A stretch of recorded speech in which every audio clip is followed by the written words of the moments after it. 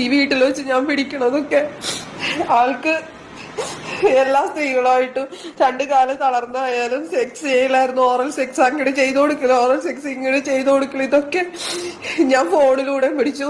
പിന്നല്ലാതെ ഞാൻ ഈ വീട്ടിൽ കടയിലൊക്കെ പോണ സമയത്തായാലും ഇങ്ങനെ സ്ത്രീകളെ വിളിച്ചു കയറ്റലും ഒക്കെയായിരുന്നു.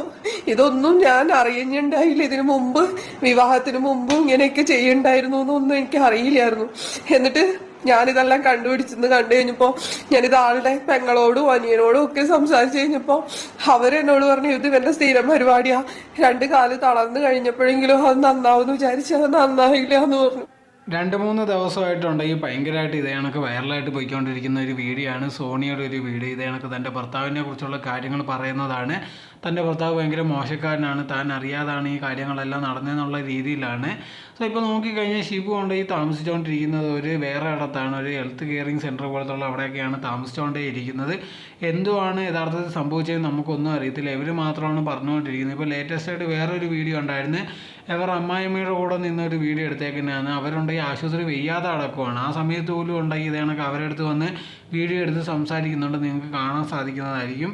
നോക്കി കഴിഞ്ഞാൽ അവരുടെ അടുത്ത് പറയുന്നുണ്ട് ഇതേ കണക്കുണ്ടെങ്കിൽ ഞാനാണ് ഈ പൈസയ്ക്ക് വേണ്ടിയാണ് ഷിബുവിനെ കല്യാണം കഴിച്ചതെന്നുള്ള രീതിയിലൊക്കെ പറയുന്നുണ്ട്. അതൊന്നും യഥാർത്ഥത്തിൽ അല്ലല്ലോ എന്നുള്ള രീതിയിലാണ് പറയുന്നത്.